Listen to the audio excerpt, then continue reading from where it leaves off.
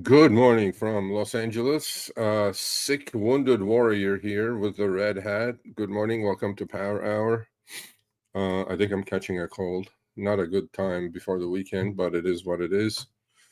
I loaded up on vitamin C, and the market's beating me down as well.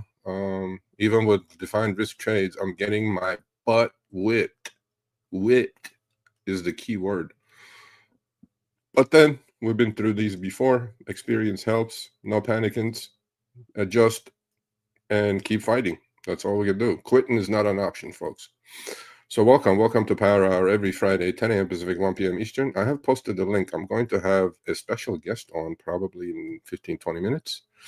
I was just on his podcast and he said, okay, I'll come on your podcast. And I goes, okay, of course. So anyway, red hat, very appropriate, bloody Thursday, bloody Friday. I don't like when the market's on its butt on Fridays, especially if they close on the lows. Monday's opening doesn't look good. We're on the 50 EMA on the SPX. I think we just, they'll probably gap it down on Monday, break it, panic more people, and then, I don't know if this is a dip buying opportunity, folks. So all I know is I'm hurting.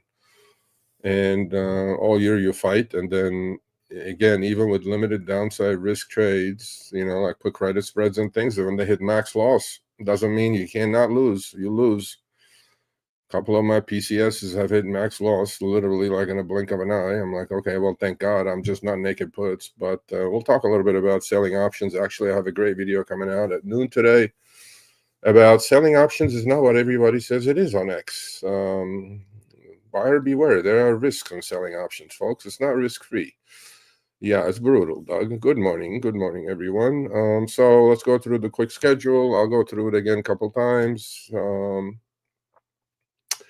Every Monday, trading with Sergio, 10 a.m. Pacific, 1 p.m. Eastern. Every Wednesday, trading with Sergio, 10 a.m. Pacific, 1 p.m. Eastern. And every Friday, Power Hour.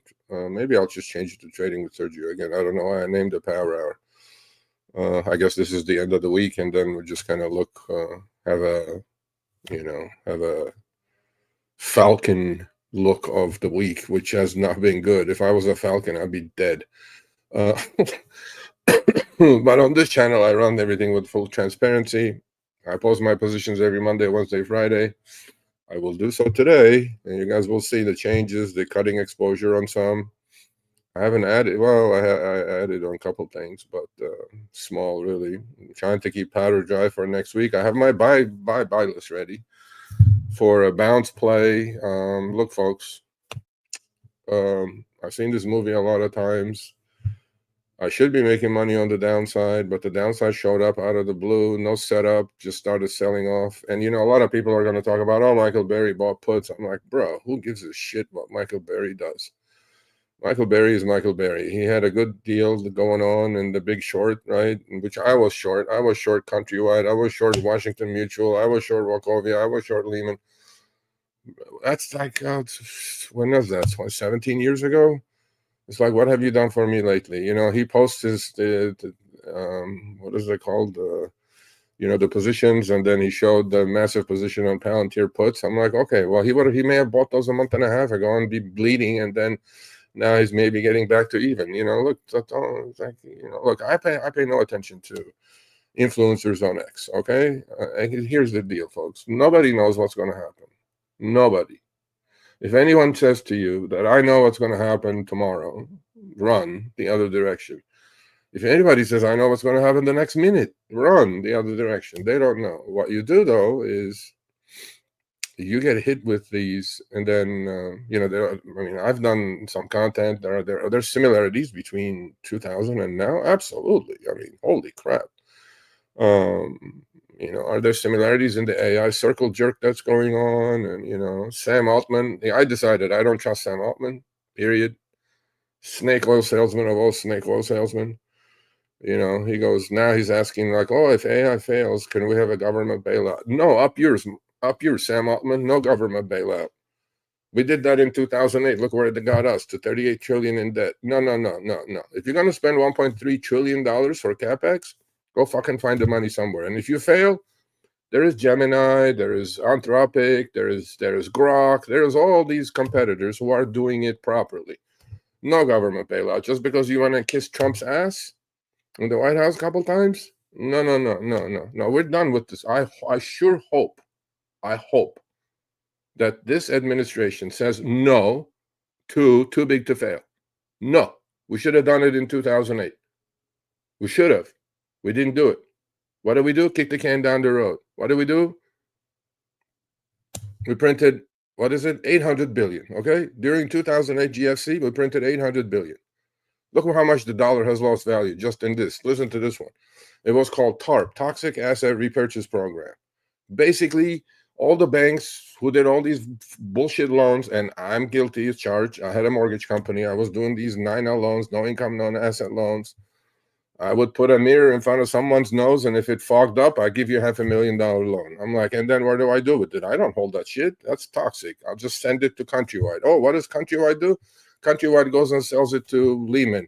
What did Lehman do? Lehman packaged it and then sold it around the world. And then we had 2008. And then we had to save these banks, Washington Mutuals and Wachovias and BofAs and Countrywides, right?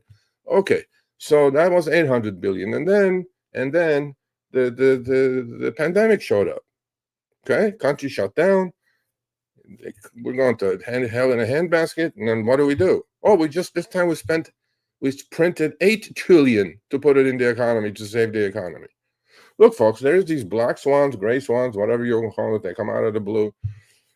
So next time that happens, which will happen, I don't know when, but it will happen. How much are we going to print? 20 trillion? 80 trillion? I don't know.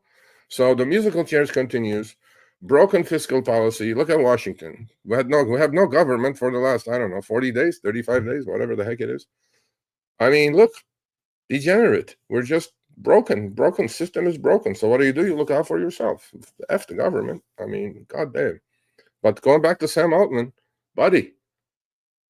No. Don't spend the money you don't have. And then don't come crying to, oh, well, if AI fails, because now it's a strategic,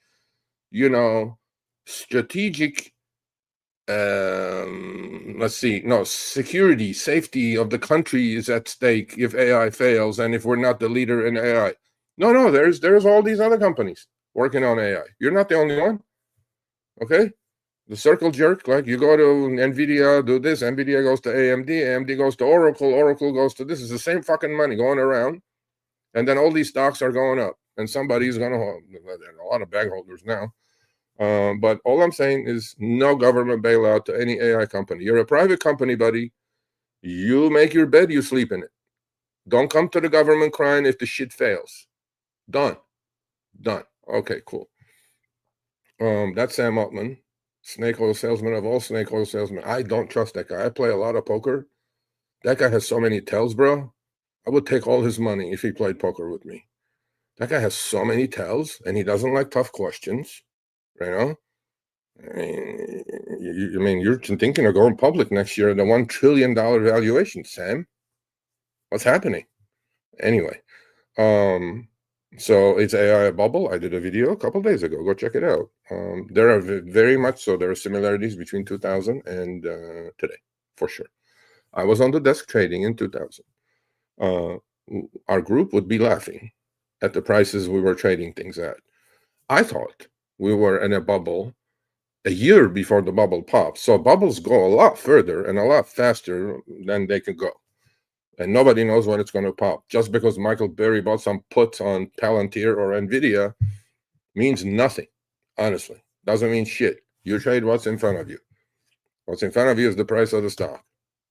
That's it. That's your judge right there. You can question it. You can say, yeah, there's a bubble. Yeah, I'm going to do this. Well, put your money where your mouth is then.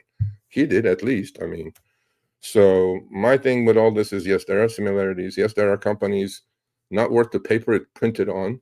And it's worth, what is it? It's worth like 30 billion, 40 billion market capitalization. In what world are we in, man? I mean, my group, my chat group knows, which ones they are, from quantum computing stocks to these AI-centered power stocks. The market's down 3% from the highs, folks. 3 all-time highs. Garden variety correction we're having. Where are all these stocks? Down already 30, 40, 50%. Okay, so market takes another 7% down, like 10% variety correction. Okay, do you think these stocks are going to go up against the trend? They're going to get smashed more. So yeah, there are similarities, but then you pick them, and if you can short them, you short them, and you make money with it. Am I short? No, because this came out of the blue. I have positions on that are bleeding, but then I'm at the point as of today. I'm at the point that I cannot lose anymore. Honestly, I cannot, because everything is at max loss. So and I'm still up for the year. Miracle. Because on X there'll be there'll be a lot of bloodletting on X. All these YOLOers that just went on Robinhood full on margin and bought some garbage that they're holding the bag on. So anyway, look, I don't care about who's doing what. At this point of my life, I have nothing to prove, nothing to gain. I'm just trying to inform and educate to the best of my ability. If you enjoy it, listen to me. If you don't enjoy it, go listen to someone else. But my number one advice is don't do what I do. What I do is risky. None of this is trading, financial, or investment advice, but it's not easy. Okay, folks, it's not easy. It's not easy as these YOLOers make it out to be. And they go like, "Oh, look at me! I just made $1 million." And I'm like, "Okay, where's the $1 million now?" But long story short, don't pay attention to people driving Lambos. Oh, look at me! I'm just driving a Lambo. I'm like, who cares, bro? But what's going on? What else is going on? I don't know, man. It's a frustrating couple days. When these sell-offs come out of the blue like this, and then, all the CNBC clowns now, they'll make it, when the market will bottom? Market will bottom when CNBC does a special edition of whatever they do. I go, ooh, market's in turmoil. I'm like, okay, that's the bottom. We'll just buy. So I have my shopping list ready. I have a lot of cash. I'll do a bounce trade. I don't know if that happens, because look, if we're topped already for good, we won't know that yet. There will be a bounce, and then we'll roll over again. We'll start making some lower lows, lower highs. So far, we're doing nothing but higher highs, higher lows. Trend is still up. It ain't broken. Maybe short term, maybe very short term trend is broken. But when I was on TJ's channel, an hour ago, like they go like, do you pay attention to fundamentals and do you pay attention to technicals? I go, bro, I pay attention to everything. But then here's TJ, speaking of the devil.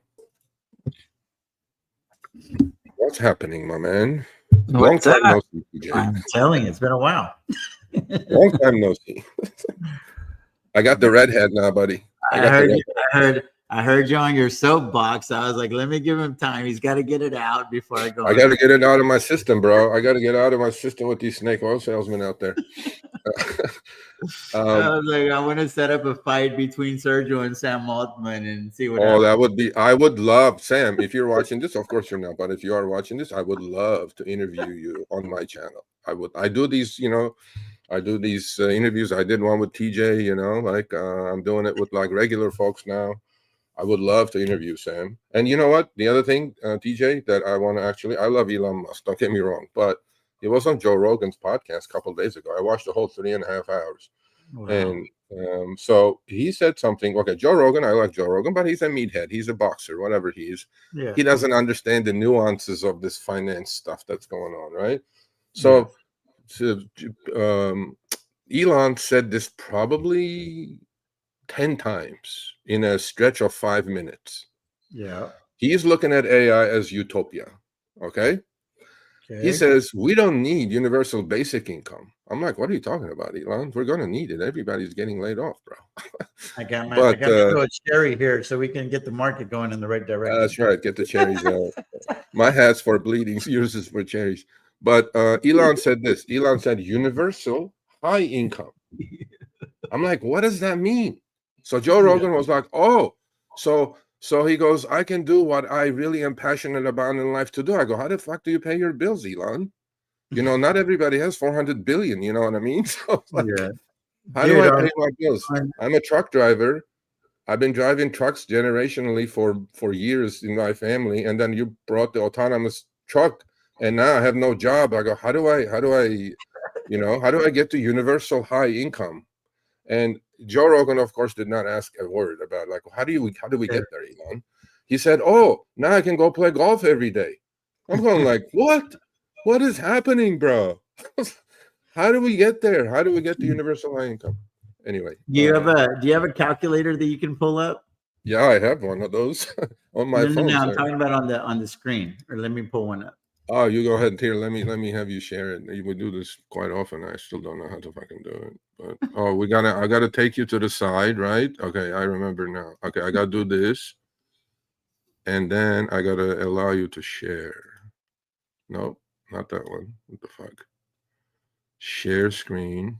I wanna show y'all a calculation that I did with my wife a couple of Okay, nights here you ago. go. It's open now. You can put your shit in. I think you can. And I felt like a loser. I felt like a fucking loser. Okay. Wives have a tendency of doing that. No, it's just about the numbers. So anyway, There you go. I did it. I learned how to do this. So check it out, right? All right, let's do it. Are you able to see it? Yeah. So let's take a number. If we could say that we can make $100,000 a day, right? Okay. And then there's 365 days a year on average, right? Straight 365.25 or whatever, right? Because but let's just for argument's sake, let's just say that it's 36,500. That's $36,500,000 per year. Yeah, if you made 100,000 a day, yeah. Okay. So we agree that you're probably a top 1% of the 1%er, right? Oh yeah, you're 0.1%. Yeah. Right? Yeah. So I wasn't there, but the word on the street was Jesus was crucified 2,025 years ago, right? Because we're the year 2025, and it's after death, right? Can we just agree on that? We weren't there, but that's what the story is told, right? I'm with you on that. Okay, so this $336,500,000 a year, and let's just say we did that for 2,025 years, right? Let's just say that you're as old as time. That's 1, 2, 3, 4, 5, 6, $73 billion, right? Yes or no? Yeah. Okay, let's just go me and you. Yeah. Just click the little icon where it's just me and you. We don't need the calculator anymore. Everybody get a mental picture of the 73 million, 73 billion. 74 billion, let's say. 74 billion, okay? Okay, cool. Let's get it to where we're closer so we can get the impact. Are you ready? Yeah. That's not even a fourth of Elon Musk's net worth. What a fucking loser we are. You can make $100,000 a fucking day for 2,025 years, and we're not even worth 20% of what this man's worth. I think I'm he's so pathetic. I like figuratively, I killed myself 2 nights ago when I did this calculation. Okay, but TJ, how old are you now? You're 50 now? 50. So I'm fucked. Okay, listen. This is one thing I learned. I'm 57. I'm gonna be 58 in 3 months. This is what I learned. You do this, I call it mental masturbation kind of a thing. I don't pay attention to, because I stopped paying attention to comparisons, because wives compare a lot. Women compare a lot more than men do. Comparison is the thief of joy, man. So, and then I go like, I don't need to be in a pissing race. I do what I do. I have a good life. I'm thankful I'm in this country, although not lately. But I'm like, kind of go like, the country gave me everything I have. I mean, I use my head a little bit, obviously. But then look, man. Everybody on their own. How many Elons are there, though? Okay, like few, right? My thing is this: I like going deep on certain things. As long as I have some brains left in my body, I'm gonna go. Okay, so if Sam Altman says, "Oh well, if this AI thing collapses, we need government bailouts," I go fuck yourself, Sam. We did that in 2008. We're not gonna give you any of that shit. One, or if Elon, who I respect tremendously, I hope he lives forever. Okay, I hope he figures out how to live forever, because we need people like Elon on this planet.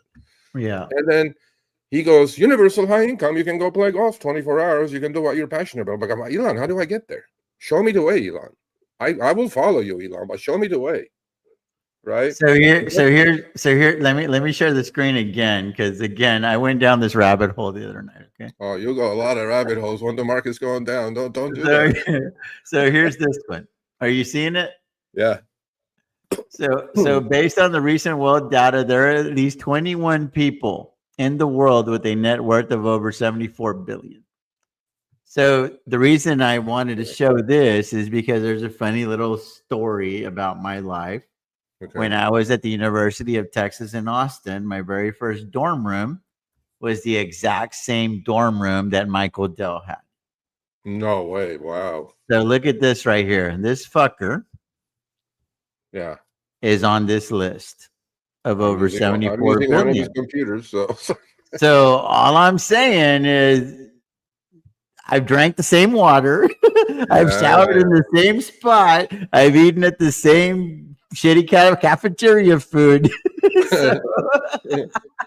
But listen, though. Here's the deal. But I didn't know how to. But I didn't learn how to build Dell computers in my dorm room, right? Yeah.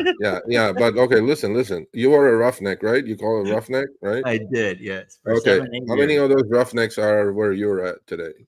I would say there might be a handful of them at best. Well, I bet you can count it in one hand. Okay. And there were thousands. And truthfully, I don't know of one. But yeah, okay. but I know you're a God. I know you're a God-fearing man. You know, you got to be blessed to be where you are in life. Always be appreciative. But you know what? These are all good things to do. You know what? Because it sets a target. You know. Yeah. You go like that's. I aspire to get there.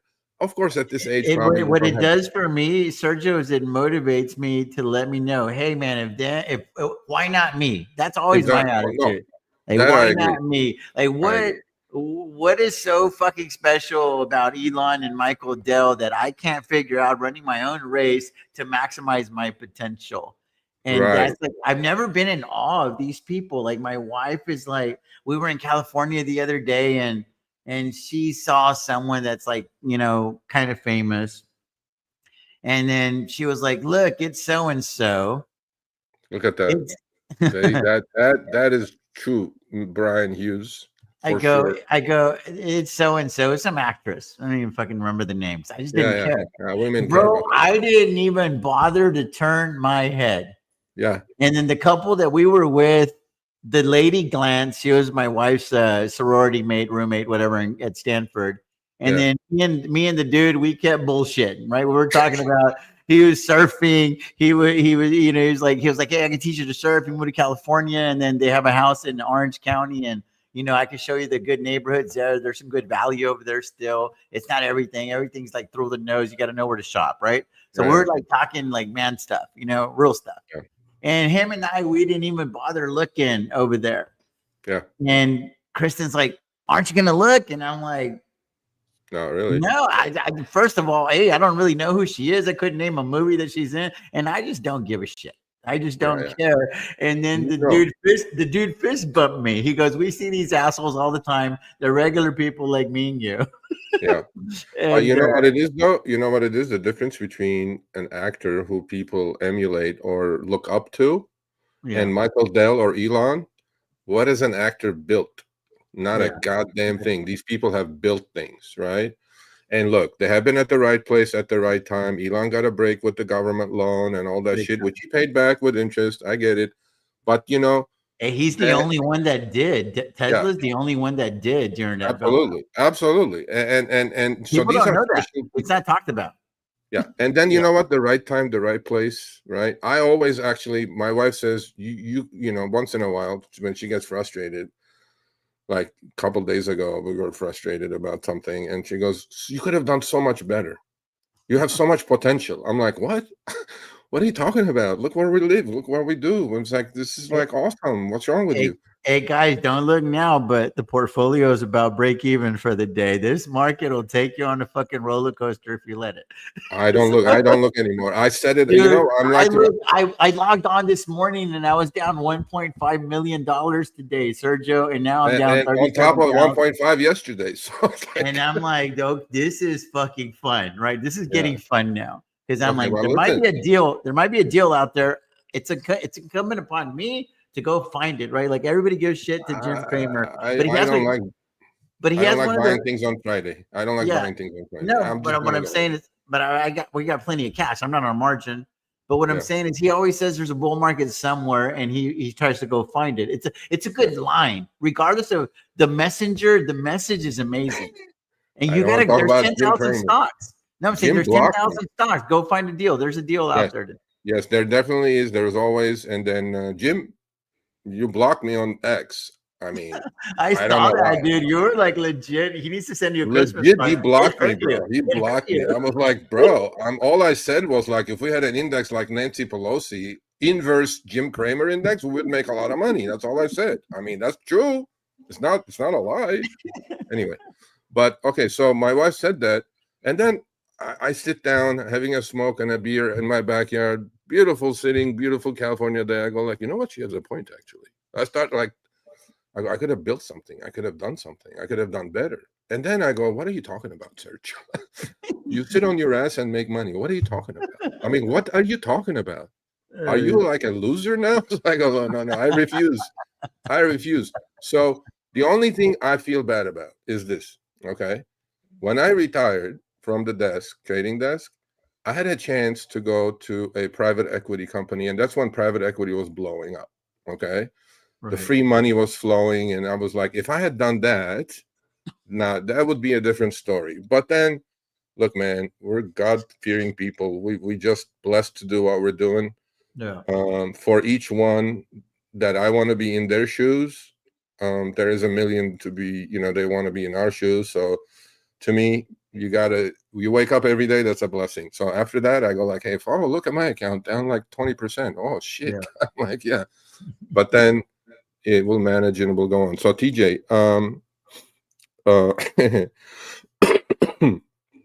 I was on your channel like an hour ago. Yeah. And so give this crowd a little bit of flavor of not your positions. We went through that. I don't need that. But what I need from you is some sage advice as a strangler. Because you become from a wheeler to a strangler. You still probably wheel here and there, but you once you went to Tasty, you became the Texas Strangler. That's what you became. I felt like I was married to the wrong woman. Yes, you were. And yes, now I'm like, you mean to tell me that I've been taking all this directional risk and I'm not getting compensated on the easy money side of this trade? Oh, hell no. Yeah. Dude, Robinhood, there's nothing Robinhood could ever do if we could ever like make peace with each other. Their platform simply does not allow me to maximize my earning potential. It just doesn't. It's very good for what it does. And it was really good for me because I was learning, right? I was learning. So I was able to cut my teeth on Robinhood. So I don't have anything derogatory to say about Robinhood or the platform. I think the company is amazing. It's exposing a lot of people into the market that probably would not have deigned to even want to do it. It was too intimidating, right? So Robinhood has dumbed it down for a lot of people. Yeah. But at the same time, the one thing that we could argue, if we want to call a spade, that is a little bit dangerous and reckless on Robinhood's part is the gamification of investing. For sure. Like the fucking confetti and all this other stuff. Whereas like SoFi is boring and vanilla, but it's because they're like promoting like responsible investing, if you will. And not that Robinhood says, hey, go do zero DTE. They don't promote that stuff either. What I'm saying is it's one of those things, man. Like you might want to constantly encourage a time horizon mindset that's long-term, because if you stay in this game long-term and you're systematic in your approach, you're going to win as long as like you do your little 3 Ps or whatever that you promote. Right.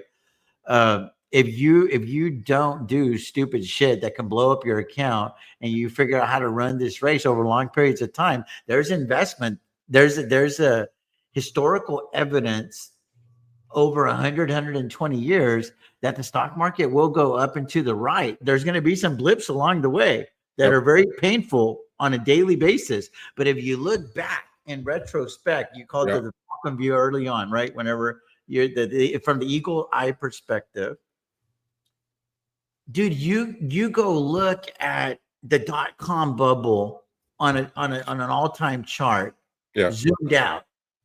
You go look at the GFC in Yeah. 2007, 2008. It's a blip. If you take it back down to Black Monday, 1987, Yeah. and then you look at 2020, you can't even really tell. It doesn't.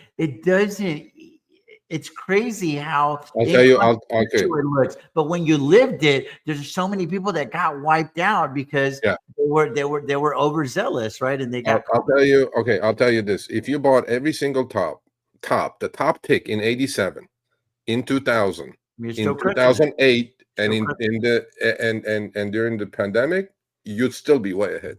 Yeah, it's crazy. Right? But then, no, I agree with you on Robinhood. You know what my analogy about Robinhood is? Robinhood is like you're learning how to ride a bike, two-wheeler, right? Robinhood gives you like the little training wheels and shit. You're just kind of getting your balance together and you're figuring it out. And then when you go different platforms, now you're ready to get in the pool and do some tricks with it. You know what I mean? Yeah. But no, man. So one other thing I want to ask you, and then I know you're busy, but here's the thing. Obviously, you experienced a drawdown yesterday. You're experiencing a drawdown today, or whatever it is. How do you? Because you have to be a special type of. Not anymore, Sergio. I'm up 70 grand until Donald Trump. Oh, is the market rallying? I don't even know what's going on. So I'm like, all I know is this. How do you handle that? Obviously, mentally, emotionally, obviously, financially. I mean, shit, 10% drawdown. I don't know how big your account is, but I mean, if it's 10% in a day, 10 more days like that, you're down to zero. So I mean, it's like you got to pay attention to that stuff, right? Of course. How do you handle that? What do you do? Like, do you have a method? Do you just do you meditate, or what the fuck do you do? Yeah, no, I definitely start every day with meditation and prayer. I highly recommend it. Okay. It really, really keeps you grounded. I walk outside for 10 minutes every morning with my dogs, barefoot. Okay. So that's how I start my day. Like I start my day, I do these little trunk twists. I touch my feet on the ground like as much as I can stretch. I do little crazy shit to just feel like I'm centered with the world and with the earth. That's one thing I do. Yeah. But as far as like the actual marketing, you log on and you're bleeding, right? You're like you're like they hit your cathartic artery, right? Like you're bleeding out, and there's not a whole lot that they could do. Put pressure on the wound, right? Yeah. So I have this methodology that really helps me stay grounded, and I use it for every aspect in life. And it's called, I start every sentence with 5 years from now.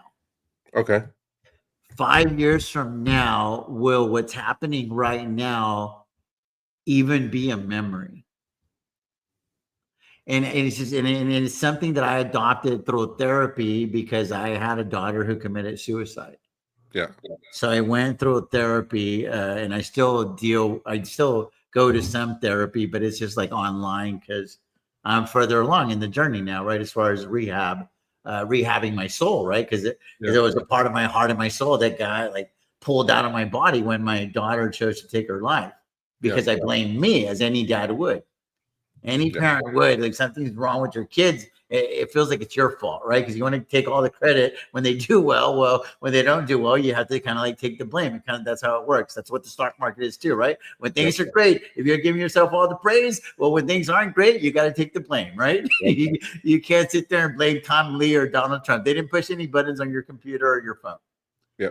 You are the reason things are going well or not well in your portfolio.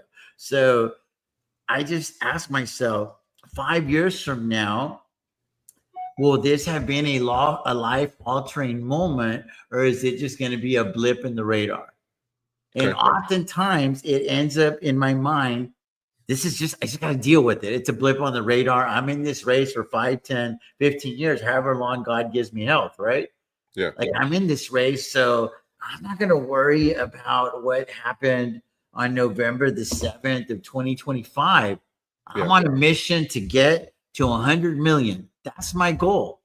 Okay. So if you're running a marathon and it's mile 5, you got leg cramps, you got whatever, it's mile 10, mile 15, you're feeling dehydrated, drink a banana, get an IV going. You got to figure out what you got to do to get back into the race and into the swing of things, right? So if you're running, sometimes you're going to have to walk a little bit. Sometimes you're going to have to stretch. You're going to have to get some attention, medical attention. I run a marathon before and it was tough. My body totally gave out at the 20-mile mark. I had to walk for over 2 miles to get my bearings, and then I was able to like basically crawl through the finish line. So that's what I always ask myself is 5 years from now, will it even matter? As long as I'm not doing something super reckless, it's going to blow up my account. It's really not going to matter. Yeah. But whenever a trade doesn't go my way, I really have to study it so that I don't keep repeating those same mistakes. And a lot of times, the biggest issues that I've had in trading was too big of sizing too soon. Like I used to jump with both hands and grab shares because I came from the buy, hold, and hope mentality, right? Yeah. And now I'm like, I stumbled upon this to really, really help you guys, man. Go watch some Warren Buffett interviews. He gives you a lot of nuggets, but you have to listen to him for like an hour to get the nugget, right? So it's tough because he's not just like a one-liner. That's not who he is. He gives you like a whole story, and then he gives you some nuggets. So I found a nugget about 3 years ago. I was late at night scrolling Warren Buffett because he's the investor that I look up to the most. Like for me, right? We all have our guys. He's at the top for me. And he said something like, if you can only make like 5 transactions, and I'm paraphrasing, right? Because this was 3 years ago. Yeah. But if you only make like 5 transactions a year or 10 transactions a year, you would probably be extremely deliberate with what stock you could buy.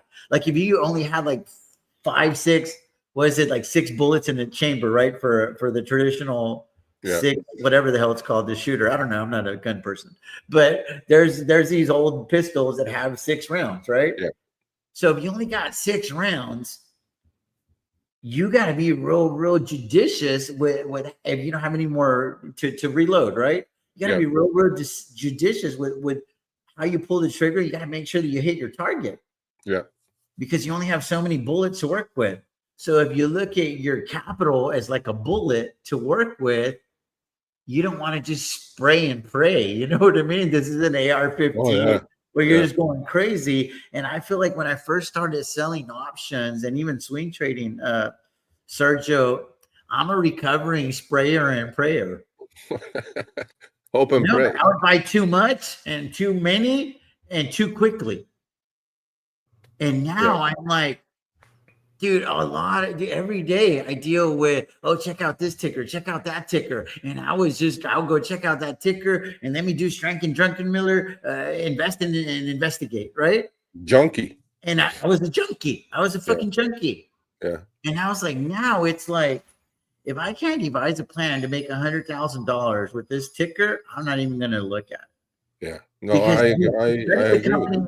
Study the company and all that stuff. That's great. But you still have to devise a trading plan, or if it's an investment plan, or if it's going to be like, well, if the trade doesn't go against me, I'm going to turn into an investor, right? Because a lot of long-term investors, it's all bullshit. They got caught short-term and they turned into long-term investors.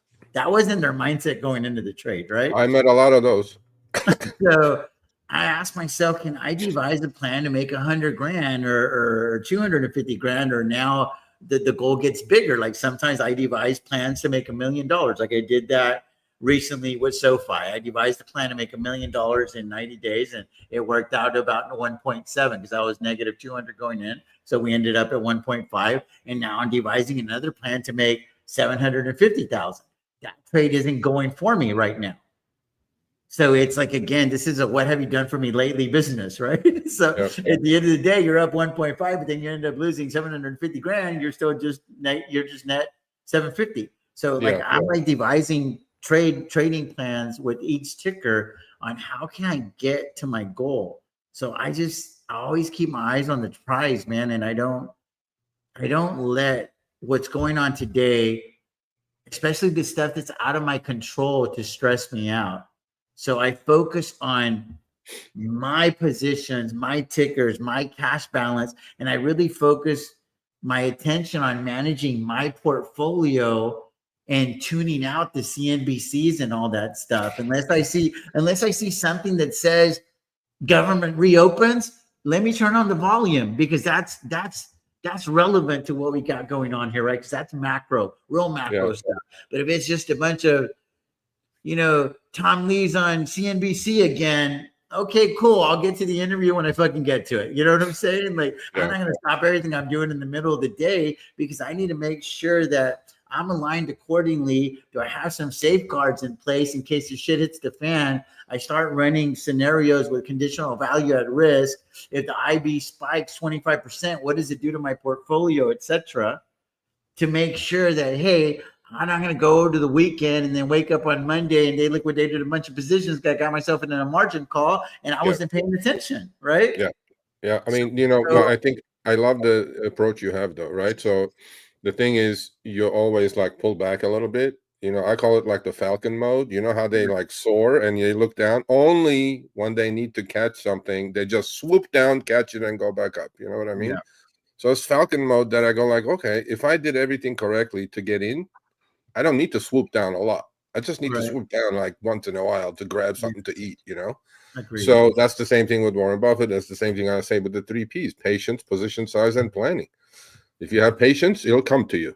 Don't chase it. Like I said on your podcast an hour ago, as a trader, we have 2 choices. We either sit on our hands or we do it. And the more you do it, the more adrenaline you get, the more junky you become, and then you're not going to end well. You're going to need rehab for that. So, or sit on your hands. The best people that I've known over the last 30 years know how to sit on their hands. Yeah. They don't go like, they don't get the FOMO, they go like, oh, I have to do something. I'm like, no, you don't have to do shit. Right. You just sit. But no, man, I appreciate you. I really do. And so when the tough gets going, you know what the women do? They go shopping.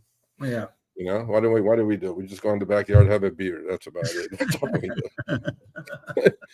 But yeah, man, that's about it. But man, I gotta go run. I actually gotta go make a deposit and pay some bills for my dad, and I gotta go check on him because he's having some stents put in. So the doctor wants to put him on a regimen for a couple of weeks because they're doing the procedure on the 25th of the month. So I gotta go make sure that he gets and things like that. All right, be the good son that you are. Listen, thank you for coming on. I appreciate you.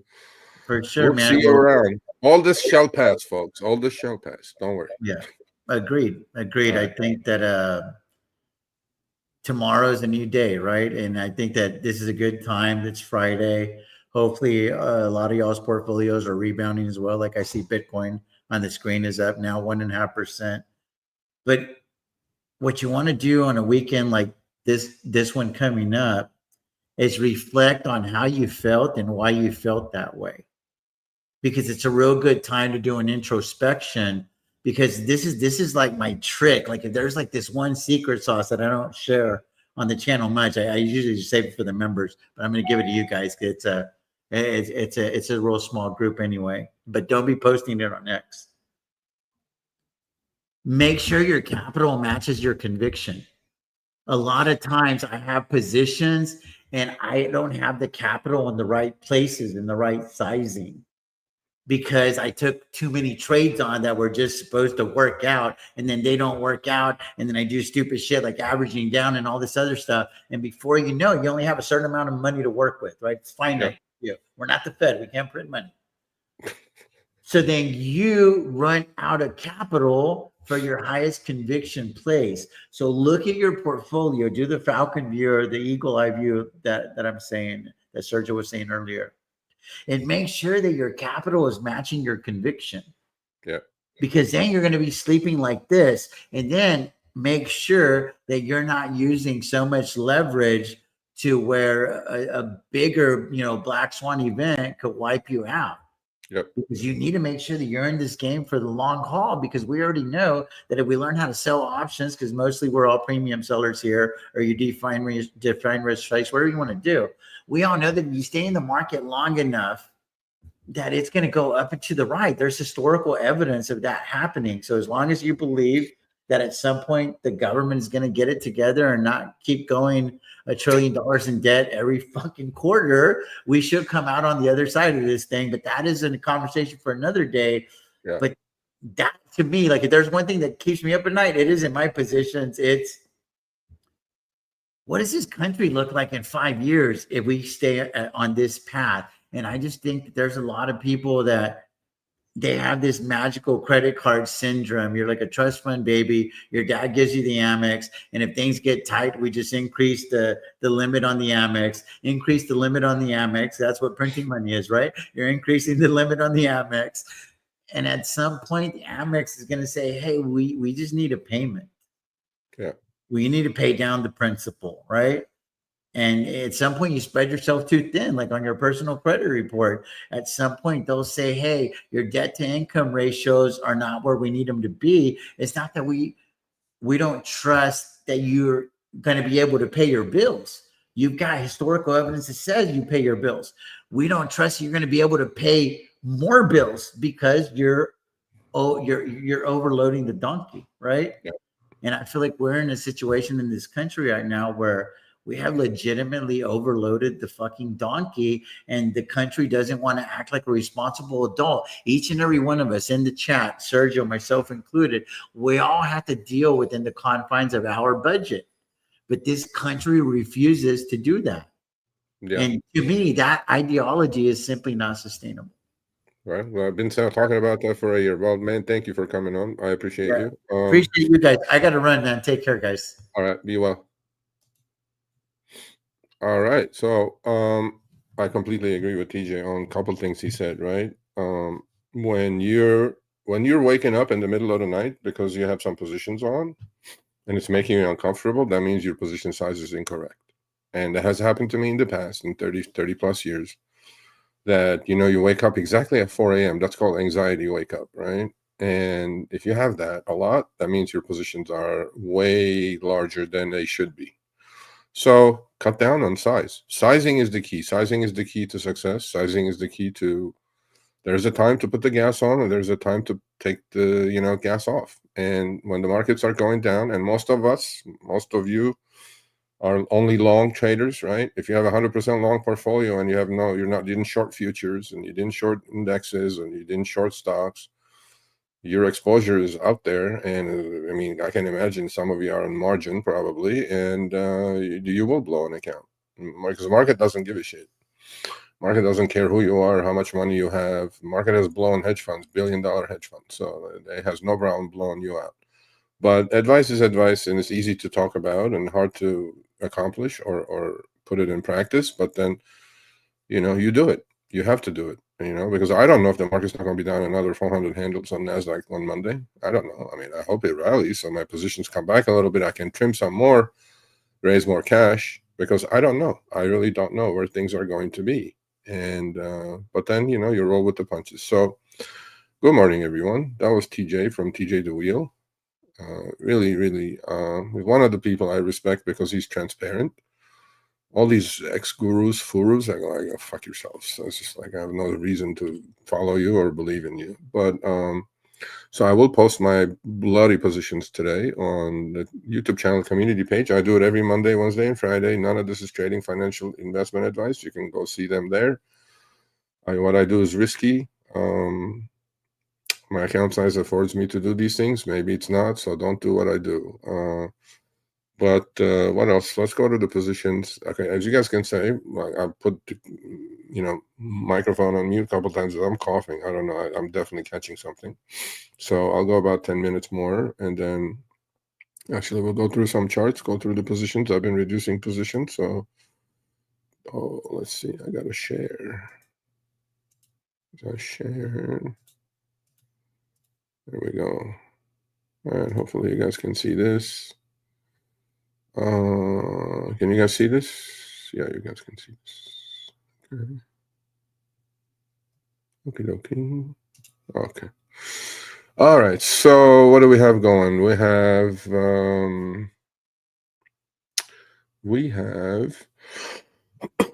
excuse my coughing. Okay, I apologize. We have a lot going on. To a point. Anyway, so as I said, I'm about 70% cash, which is fine. I took some losses. I rolled some options. I guess we'll go through it. You have to go check on Wednesday's posting on the community page to see what how the positions changed. So let's start with ASST, Strive Inc. I'm long. I was long call debit spread, balance call debit spread. Now I'm buying the calls back. In fact, I'll buy some more back here at 15 cents if I can. Give me a minute. Taking 7-8 cent profit. You guys are going to say, Serge, what are you doing? 7-8 cent. Yeah, makes a big difference. No, market maker said, not today, Serge. You're not buying those for cheap. Okay, then I'll cancel that order and we'll go back to 10 cents. Okay, so here's what we're doing. This is my year and 4-month lotto trade. It's called Striving, ASST. They're in a merger with Semler Scientific. I don't want to go through all the details. So I am long 300 of the January 2027 expiration, 2.5 puts. Excuse me. And I'm long 200 of the January 5 calls. But I was short against this. I was short the 10 calls, January 2027 again. I was short those about 25 cents. I bought a bunch of it back. I'm only down to short 75. So I'm net long 425 options. 75 of the long side is covered with the 10 calls. If we do bounce, I will put the calls out again. Basically, I'm just trying to lower my cost basis. Here's the deal, folks. My cost on this, on the 2.5 10 call debit spread is about 30 cents, maybe less. So I put up 30 cents times 300, so 10 grand, let's say, to play for $7.50 with some miracle or whatever. Stranger things have happened. I've studied the company fundamentally. Obviously, I wouldn't throw the money out of the window like that, but that 300 option position, 10 grand could turn into $250,000 basically if the stock is at 10 or more. Same thing with the 5s and 10s. So that's one position. So I was long Beyond Meat puts. I had bought 300 of them when the stock was rallying, and then time decay, theta decay obviously is something when you're putting on directional bets. So when you're doing that, you need to consider what to do, what not to do. Well, I'm turned the 300 long puts into put credit spreads by selling weekly puts against my 1 puts. So I've been selling 1.5 puts. Last week I sold them at 9 cents. They expire worthless. I was able to roll bulk of it to today's expiration, 1.5s, and those have been rolled now to next week's 1.5s with credits. But then the position is much smaller. The position was 300 long puts, 225 short puts. And last week they expired worthless. For this week, the position got cut down 300 long puts to 175 short puts. And now we cut it down some more. Basically, a losing position, although it's not losing at the moment, a losing position that initially was because I had paid 14, 15 cents for those puts when the IV was 440, and now IV is 240. You must understand when you're doing directionals, you're not only, hoping, or actually hoping is a good word, hoping that you're right in the double D's. Double D's is duration and direction. And now you have to deal with time decay, right? If you're putting directional bets on, time decay called theta in the Greeks, you have to deal with that, and you have to know how to get yourself out of that. And by turning a long directional 300 put position into a put credit spread for 2 weeks in a row, took care of all the losses, potential losses. And at the moment, we'll see. And next Friday, so my long puts are going to regular expiration 21st of November. These are weeklies, so they go out the next Friday. And if the stock is under 1.5, I will take possession of 5,000 shares, keeping the long 100 puts as a protection on the downside, and I'll sell some calls. So that's like probably, let's say you want to call it the wheeling part of it. I am long 16,000 shares of Fathom Holdings. It's a real estate brokerage, mortgage broker, and title company in the Carolinas. They're expanding. I like the company. I have a good buddy of mine who's the managing partner at Roth MKM. I followed his fundamentals on this. He has a 2.5 price target. I've been buying it. Up to 16,000 shares. I'll probably buy another 4,000 shares. So that's that. This is the big one. I thought I did it on support. Obviously not. Navitas Semiconductor. I was short puts, long call debit spreads with that put. Rolled them down. I was short the 10 put. Stock is straight down from 17 down to 7 now. And they did a private placement at 675. Of course, killed the stock. Okay, well, if that's the case, we roll. And these are December. So I'm short 30 of the 7 puts. I was short 30 of the 10 puts. Took my pill, rolled them to that, and added to my call debit spreads at 25 cents. Excuse me, I'll post all these positions again. My group convinced me that Open Door would have good earnings. Actually, that's wrong. I've convinced myself. I go, okay, let's just go gamble, put $1,000 and buy some calls. So I bought 75. Next week's expiration, 10 calls. Stock was down to 524 today, and it's up to 643. Stranger things have happened. I paid 13 cents for those. They're down to 3 cents. Either I'll take my $750 loss, or we'll just let it go. The two big positions that we are just now, I am a believer in Ethereum. I think Ethereum on the longer picture is going to go higher. So SBAT is my horse in that game. Unlike for a lot of people, it's BMNR because Tom Lee's involved. No, I don't pay any attention to any of that stuff. I pay attention to multiple to net asset value or market cap to net asset value. SBAT is doing everything right. They have staked everything. They're the second largest DAT, by the way. And I am short 80 put credit spreads. So talk about defined risk downside and how you can lose money, okay? The put credit spread is I was short the 15 puts and long the 12.5 puts, okay? So you cannot lose more than 2.5. You know your max loss getting in.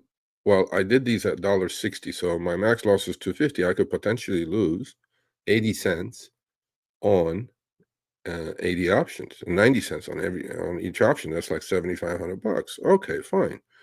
Well, what happened?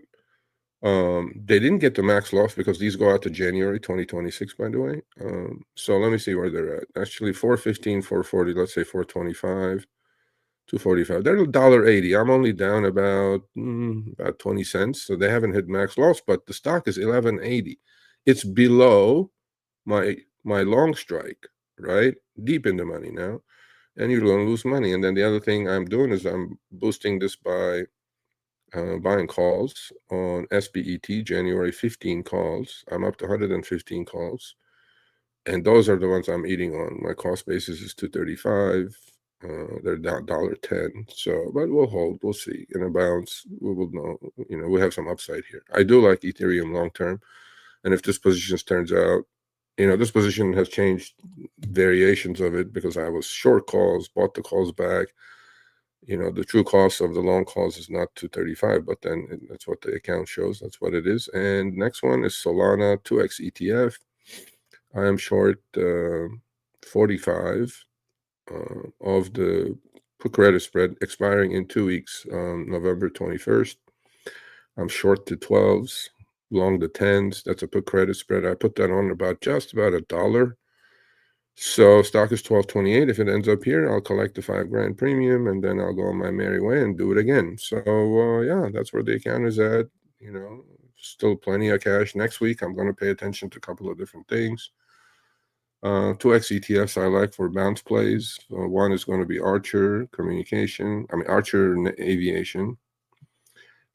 Stock's getting hammered. It's down about 50%. So let me show you guys about these things, okay? Here's Archer. Stock is 773. The stock was 1462. It had a low of 730 today. 50% while the market's only down, what? 3% from the high. So if you own Archer, your pain is a lot. So earnings came out yesterday. No good. Okay, so ACRX is the 2x ETF of that. I do like that one. And for next week, if we do get a little bit more of a pullback for a bounce play, I like the 2x ETFs in a lot of these. And long story short, I don't know why the quote's not coming up, but oh, ARCX. I'm sorry. Yeah, ARCX. So I want to get into that 690 low, 819 high already. Okay. And the other one I want to do is on BMNR. Has a 2x ETF. BMNU is the symbol on that. So if you want to trade, just to trade, okay. I don't think. Look, a lot of people think BMNR can do its own thing. It cannot. It will only go up if Ethereum goes up. So same thing with SOLT. Same thing with all these other ones. So buyer beware. A couple other things I'm watching is Resolve AI. I think that's gotten beaten down to the point that I can get in. It's a cheap stock. It's about a $4 number. It was about as high as $8.50, so it's less than $4 now. I do like that company. Again, fundamentally, I do like what they do, but you need to be careful with all of this stuff.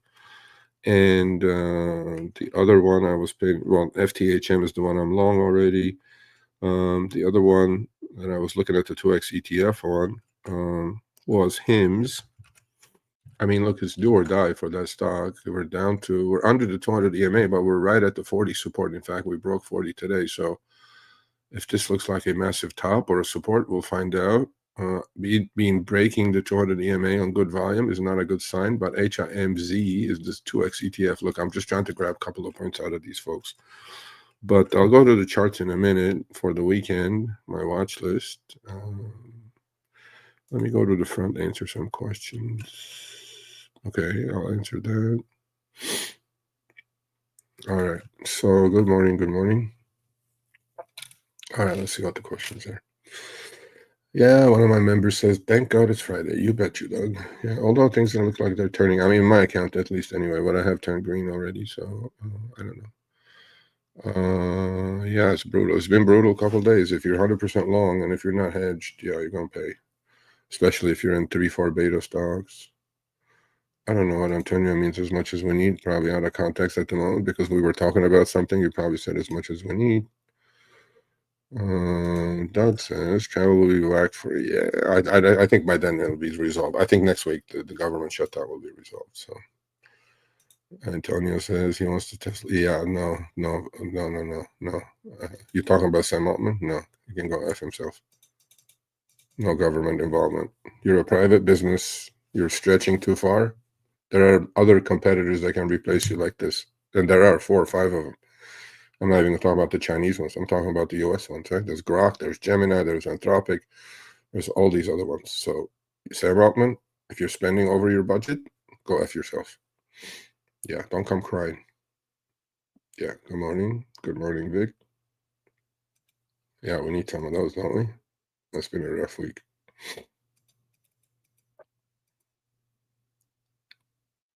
Yeah, Elon's new pay package is all performance-based, though. Have you seen that pay package? I read it, and initially I was like, $1 trillion? Who needs $1 trillion? No, what human needs $1 trillion?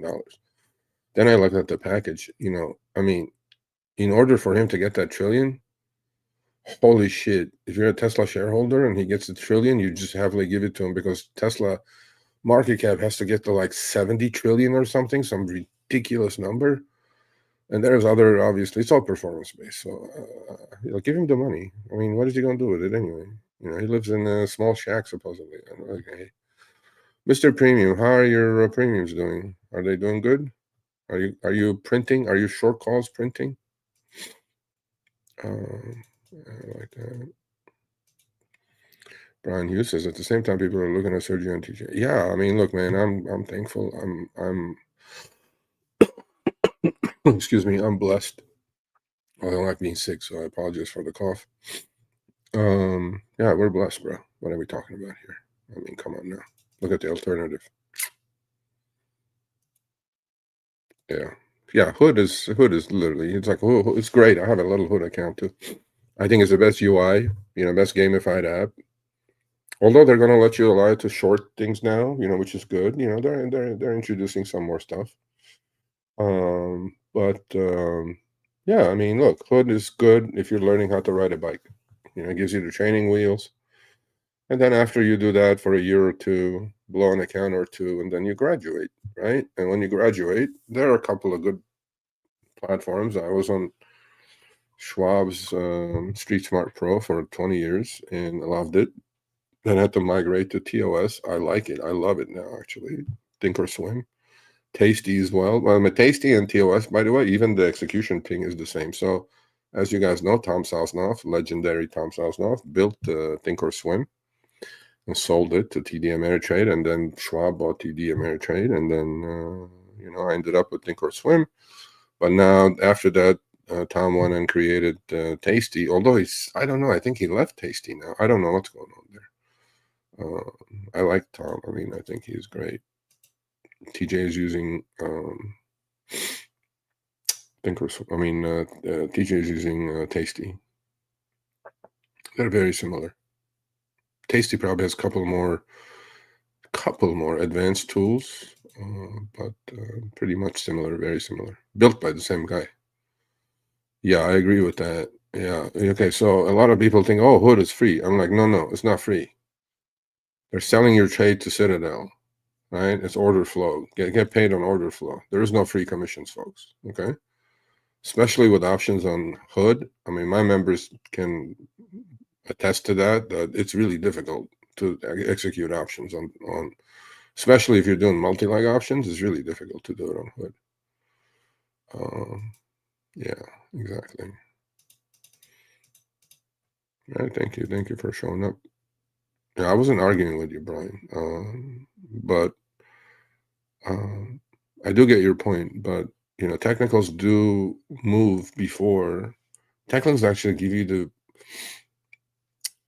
on like, let's say, my best setup, my favorite setup is long bases and then we get a breakout and there's no good news on the company. Earnings are out in 3 months, but stock starts moving higher. It happened with a lot of stocks I follow. It happened with Lemonade. It happened with Carvana, right? That thing took a dive, went to 5. It stayed between 5 and 8 for like, Jesus, I don't know, like 2.5 years, and then it broke out. There were no good news. There was no earnings, nothing good. And then look where the stock is, 300, right? So there are companies like that technicals lead you both ways. Technicals lead you before the good news shows up, and technicals lead you before the bad news shows up. But ultimately, fundamentals are going to rule. See, Harris says BMNR. I'll take a look at that in a minute. Archer is going to rebound. It's just going to, yeah, I mean, I'm interested in the 2x ETF, quick trade, maybe, 2x ETF. I mean, if Archer rebounds 10-15% here, which it should, right? That's just a bounce back trade, rubber band stretch too much, just bounce it back. I'll trade the 2x ETF, honestly. I wouldn't hold it, but, we'll see.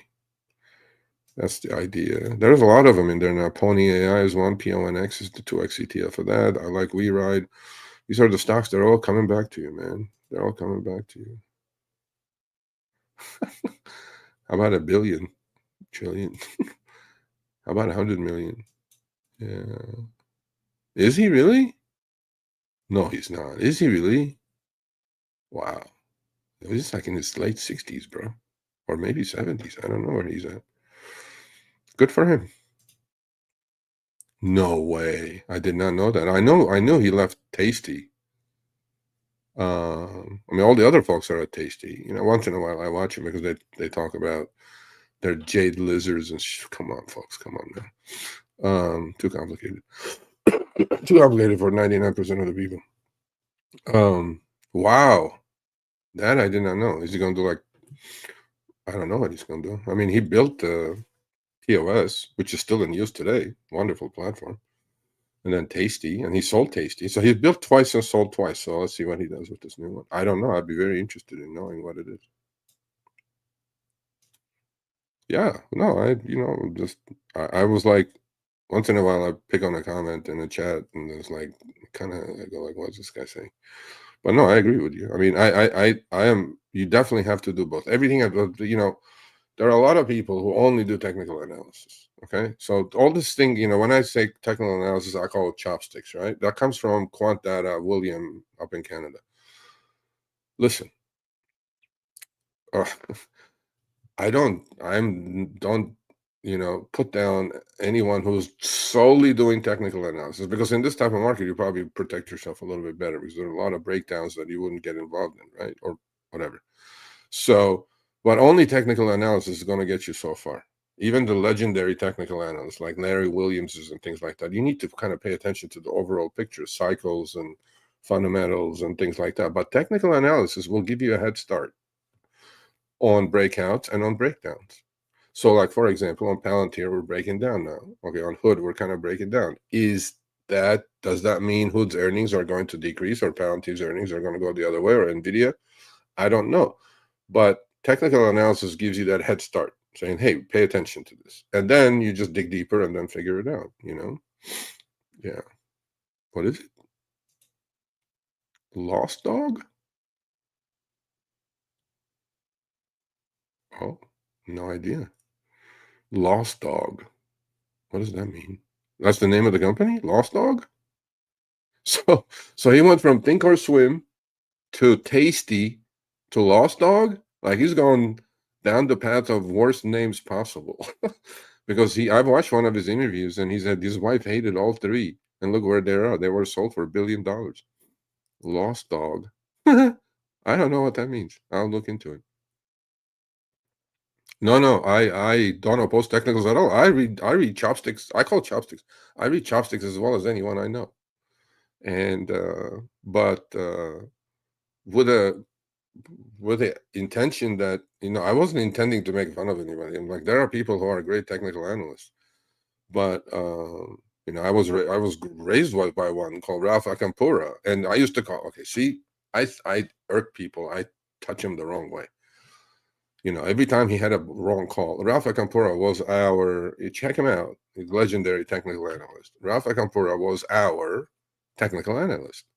And we used to have Squawk Box sessions with him. Literally, we had a Squawk Box. We just gather around the Squawk Box and listen to Ralph Acampura. So, just like Kramer, okay, I called him. See, this is things I do. That just, I mean, it's funny to me, but it wasn't funny to him probably, or Jim Kramer. I called him Ralph. I keep him poorer. So I was like, I came up with it somehow on the desk, and we're all like laughing, rolling on the floor, because sometimes his calls were like garbage. And I go like, yeah, Ralph, I keep him poorer is online. And it's like, hey, Ralph, I know you're not watching this. You're in your 70s, 80s now. Much respect, bro. I love you. I did. I cleaned up some. I rolled some. I just went through my trade, so I'm gonna post them on my community page, so you can go check it out. Who's done? Oh, Tom? I mean, I think he's, what is he, 70? 72 or something? Or 68? I mean, he's sharp as tack, though, bro. I don't know. I know about Lost Dog. I don't know about that name, if that's the name of the company. Yeah. I mean, seriously. He said that on Palantir. He said like it was 190. He's going to 220, and then that was the top. Look, this is not, I'm not trying to be mean, but you have a track record, bro. Your track record is horrible. It's like, whatever he said Bitcoin is going higher, and then Bitcoin topped. I was like, what is happening? How could some human be this wrong on these many things in a row? So that's all I said on X. I go, oh, we should have an inverse indicator, inverse Kramer indicator, and he blocked me. I swear to God, he blocked me. Like I'm somebody on the Twitter. I'm nobody. I'm like, what's wrong with you? I guess he don't take shit. He is. Yeah, I have no idea what it is. I'll go look into it just because he's involved. Look, he has the Midas touch. Whatever he's touched has turned into gold. He sold the same company literally twice. Okay, you gotta take your hat off to people like that. You just gotta go, hey. Excuse me. So let's go through some charts. Let's see what kind of damage we did, and then I'm gonna go have some hot tea with lemon and honey. My throat hurts. I don't know where I got it from either. So we'll see. All right. So what is happening? What are we doing? That's the charts. I'll go to the charts. Is the market rallying? Is that what's happening? Yeah, we tested the 50 MA. I guess we took it out, and then now we're bouncing. This is the 2 minutes. Yeah, we're right into resistance now. We'll probably sell off at the end of the day, but we'll see. We're going to sell off at the end of the day. I need to protect myself a little bit more. I don't have much, really, honestly. It's just exposure is cut. I'll just gotta just ride it. A couple of them are doing S-bets up to 12. Okay, that's nice. Those calls will print. Short PCS, long calls. What is that called? Kind of a synthetic. I can do some damage on the upside on that one. SOLT doing fine there. I think I missed a low on Archer, but let me go to the big charts, folks. Not the position surge. Big charts. Here we go. I will post these like my watch list kind of a charts. Actually, I'll go to my phone and then we'll pull out my watch list. My watch list has been red for like a month anyway, with the exception of 10 stocks that are pushing the indexes up. Let's fix this. I like Sergio's load or charts. There we go. This is SPY. I don't draw lines on my charts. I don't pay attention to any of that. But I do look at charts. I like chopsticks. With all love to folks. So 680, 690 is the high. Today we hit 660, let's say 30. So 5% correction, and people are throwing themselves out of the building. I'm like, no. But then, see, there's a reason for people throwing themselves out of the building, because that's market down 5% top to bottom.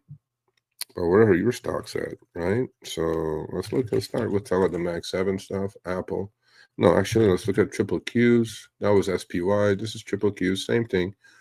637 high, 590, yeah, 600 low, 5% garden variety. Mean version to 50 MA. 200 EMA is not even in the picture. Maybe lower Bollinger Band will hold this sell-off. Get a bounce back up to 20 EMA.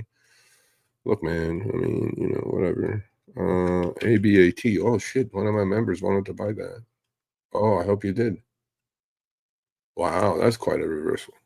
Look at that. Okay, so so here's the stock. American Battery. That's a tertiary stock. Stock gets to 1150.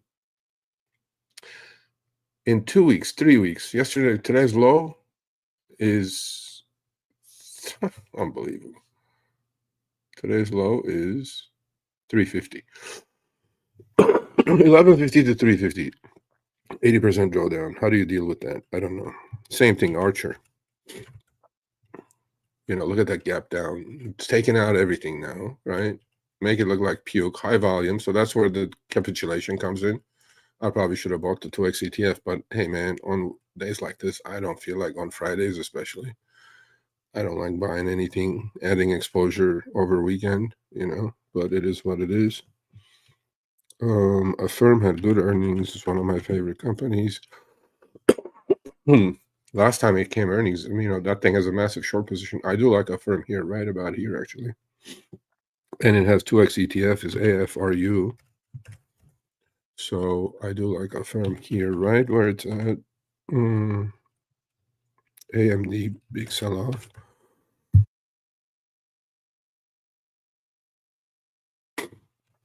AMD, not even to the 50 MA. What are we panicking here about? I don't know. AMDL is the 2x ETF for that. Applied Digital, beautiful chart, pulling back to 50 MA. See, all these stocks are pulling back to 50 MA. I wouldn't worry about it. ARQ, now if it gets worse, then we'll know, but we'll know in a week or so. ARQQ, this is one of the nosebleed quantum stocks, Arcade Quantum. 62 high, today's low is 30. That's 50% haircut. On the 200 EMA, probably should hold, and it did. It's turned green already. ASST is 500 options I have on that. No way, that thing's turning green. That's crazy. Okay, some of the Chinese names. I like Baba, but my favorite is Baidu. I really like Baidu quite a bit. Right about here, actually. What else are we looking at? The BMNR is up. Oh, it's up 175. Interesting. Okay. 39. Yeah, a lot of people are holding the bag on BMNR, but I have good content about that, about MNAV, explaining all this to you folks. Don't just buy BMNR because Tom Lee's involved, okay? Buyer beware. Coinbase looks like it bottomed. I don't know if that's Coinbase, yeah, and tested the 200 EMA. Ethereum is ETHA, that's the ETF. That's quite a bit of a bounce, folks. It's up about 3.5%. IBIT is it's under the 200 EMA. Not a nice looking chart for sure. IBIT is the iShares Bitcoin ETF, so that moves point for point. It looks like a reversal day. We'll see. Although it looks like also a continuation bear flag kind of a shit. We'll figure that out next week. Carvana is a favorite short of mine now. I actually traded that stock, made 5x a year and a half ago. Yeah, well, we got to short that thing any bounce. Dash, DoorDash, same thing. Short on the bounce. Excuse me. What else? Resolve is the small one that I really like here at this price, actually, right at 200 EMA. Do have options on that thing? Yeah, I do like it. Excuse me. Do we have options on that? Let's look at December's. Okay, sell the put, buy the call. Should we do that? Yeah, let's do that. Let's do a pure synthetic December. Stock is 386. Let's see if we can do it in a manner that if I get assigned at this level, selling the 5 puts, buying the 5 calls. $1.15 credit. No bueno, sir. Well, actually, hold on a second. Stock is 385. $1.15 is 385. Okay, we'll do some. How much is that going to cost me? $2,000 for 5 options. Yeah, it's basically why don't I just go buy the stock? Honestly, let me think about it. I'll figure that out in a minute. I do like it right here. Actually, it's kind of reversing. Interesting. Okay. A lot of things look like they're kind of bouncing really nicely, but we'll see. The FTHM is the one I'm long, 16,000 shares of, up 7 cents. Okay, I like it. All right. I started buying I think 170 all the way down to 125. What else is going on? I don't know. I don't feel good. So HIMS definitely is. I'm going to look at HIMZ, the 2X ETF. There should be at least 2-3 point trade there. That's a wild stock. Here's a couple of nosebleeds. IONQ. Quantum stock 84 to 50. IREN. Double top in place. MP. Look at these stocks, man. 100 high, 50 low today. You're down 50% while the market's down 5%.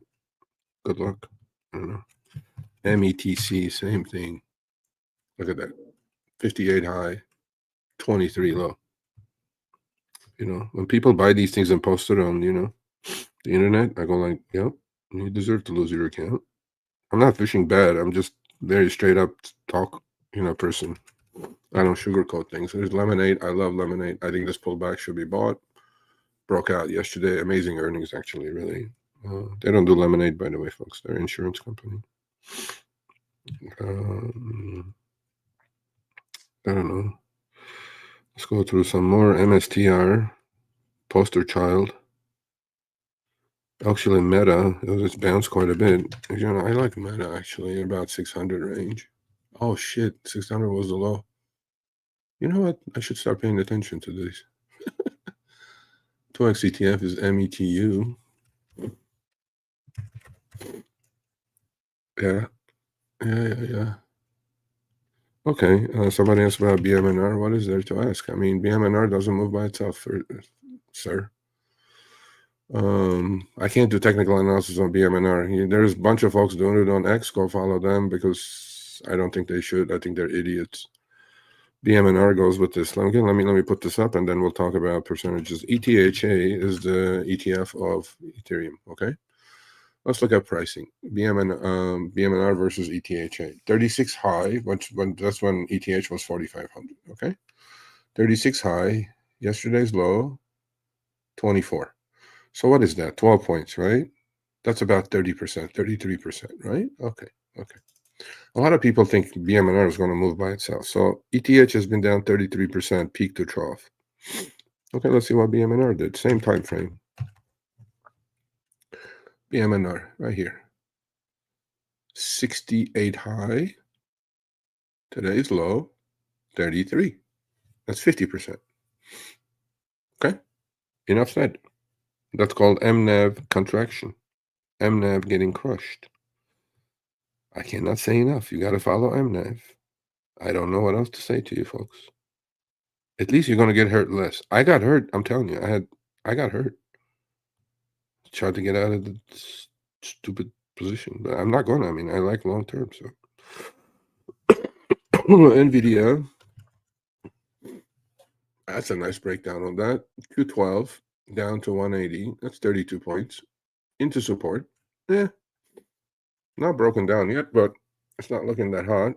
Palantir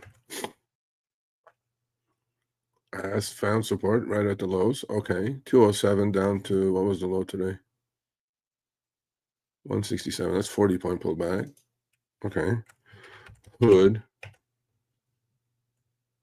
found. Oh my God. See, technical analysis. People say technical analysis is chopsticks voodoo. I mean, it's still chopsticks, but look at the low. See this low right here at 120? It held the 120 and it's reversed. Key reversal day it's working on. I mean, hey, technical analysis works to a point.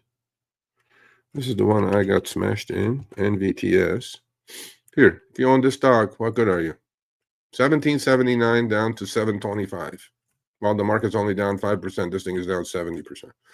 And of course, they didn't do the private offering at 17, 16, 15, 14, 13. They did it at 675. And I thought on the 50 EMA, it should bounce. I'm like, yeah, I'll just step in here. And look, I step into shit. You know, now it's a battle. Now we got to battle it out. At least the position size was okay. It wasn't, killer position size. There's another nosebleed. Oklo. There you go. See? 194 high, 94 low today. 100-point pullback.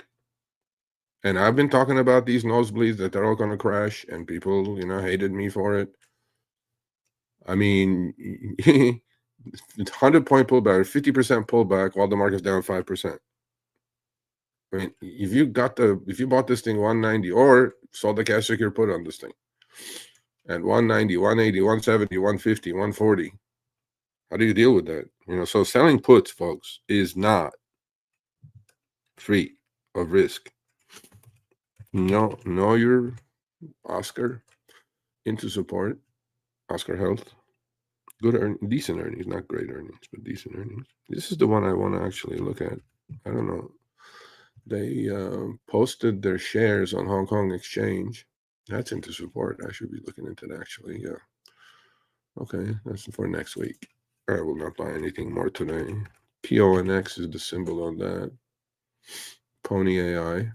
Well, stock is cheaper, so we'll see. They're the Waymos of China. And WRD is the other one. No way. Oh, thank God I looked at that thing. That thing is down to 777. That's interesting. That was $12 like 7 days ago. 777. We're into like total good support right here. You know what? Yeah. Let's see what we got on that. December 7.5 puts are 80 cents. How about we do the usual? Sell the 7.5 puts, buy the 7.5 calls, and sell the 12.5 calls. For even, if we can do that even, that would be amazing. It's 3-cent debit. We can try it at even. Let's see how much this is going to cost me. They're just see. Yeah, even Thinkorswim now is putting up the whole position up because volatility has picked up. Usually this was cost me for 5 lots. It cost me like 1,500. Now it's 3,700. What is it? 3,771. It's the full amount. 5 shares. If I get assigned at 7.5, that's what they're doing now. They're raising the premiums. I mean, they're raising the not the premiums. Obviously, they're raising the margin requirement. Okay, we'll look at that. So I'll just good that I'm going through my list. I see all these crazy moves that I can take advantage of now. Okay, all right. Let's go back to the front, answer some questions. I think my account just turned green today, which is fine. 760, 635. Should I sell those? Take my loss, $750 loss on open. What are the odds it breaks and goes to 10? Bro, you're bought it for lottery. You're doing it for lottery. Looks good to me. Everything is turned around. Okay. Put credit spreads are doing well. Calls are moving. I bought more calls this morning at 95 cents on SBET. I'm up to 115 calls now. And short 80 PCS. So basically, whatever I'm taking in on the put credit spread, I'm spending on the calls. Yeah, we need a pop. We need a rally. And it'll be fine. Yeah, I don't know. We're right. That's interesting. Pony AI. What was the other one? Resolve. I really like that one here at this level. Yep. Yeah, there's stuff to do on Monday. Archer. Or where is Joby these days? Joby's doing better than Archer. Jesus, what happened to Archer? That it got hit so hard. I know. I'm in California, and they bought the Hawthorne airport. 120 million they spent. I mean, they have good cash position. That gap down is going to get filled probably. On anything down on Monday, I'll buy this. I'll buy the 2x ETF. 890 is the gap. 200 EMA is 950. That's solid. I don't know. 8 to 950 is $1.50. That's 20%. And on the 2x ETF, it'll be 40%. Yeah, that's a solid trade. Anyhow, I'm just going to go away, have my tea, and then cry. I don't feel good.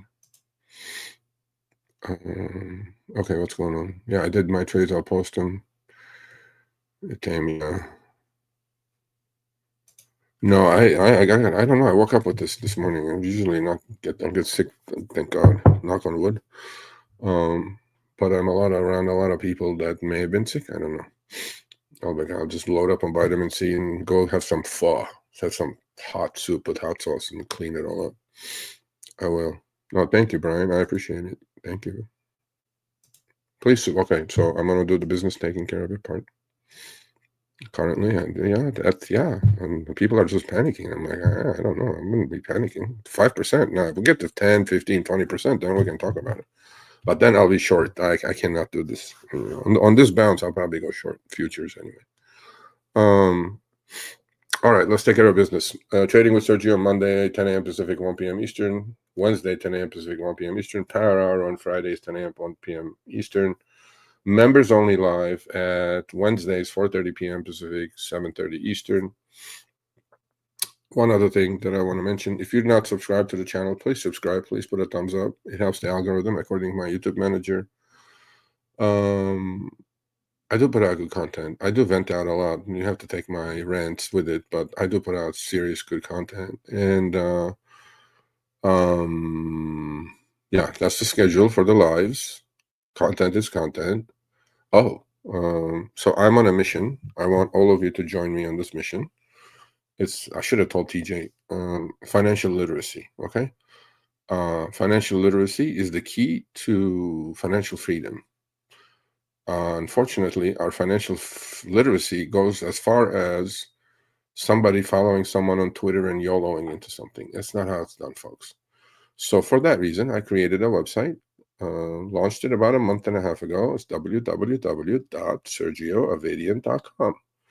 With that website, I'm not selling you anything. I don't want anything from you. All I want is you to get the correct pay it forward, get information, correct information, and education. Because your financial freedom depends on you. You're the only one that can save your ass.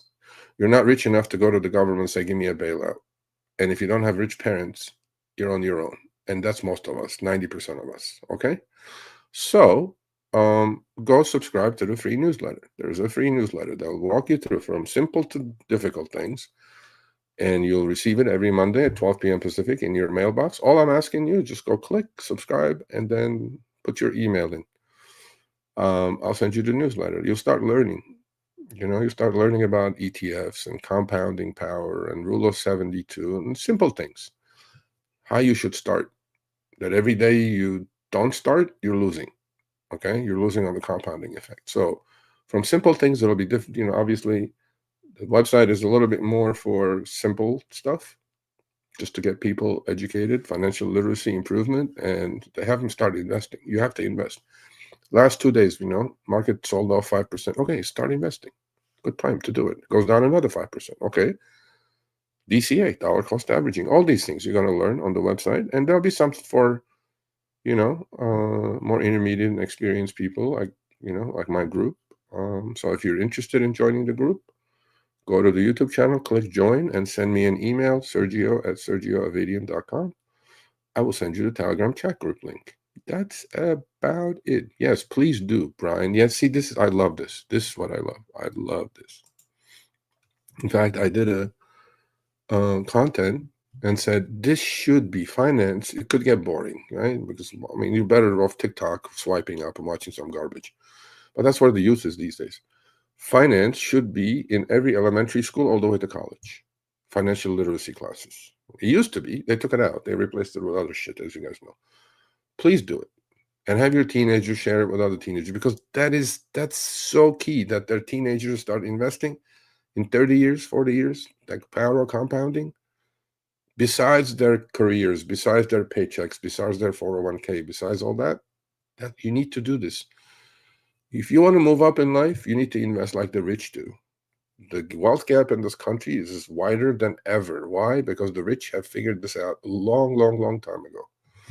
They invest in hard assets. You must invest. Yeah, you can trade, you can mess around, you can have some fun, but investing is key. So thank you. I appreciate that. Spread the word. Help me out in this, in this journey of financial literacy. It ain't on X. It ain't on, I don't know, FOMO, YOLO, HODL, all that stuff. I don't pay attention to that. You need to take care of yourself, and you're in charge of your financial future. So I want to give you the tools. I'm not selling you anything. I don't care. I'm just giving you the information for free. Okay? That's it. With that last cough, may all your shorts tank and may all your longs skyrocket. I will see you guys Monday if I'm alive. Have a nice weekend. I'm going to go rest. Not rest. Finish the day. Go have some soup and heal myself. All right. You be well. Stay healthy. Don't panic.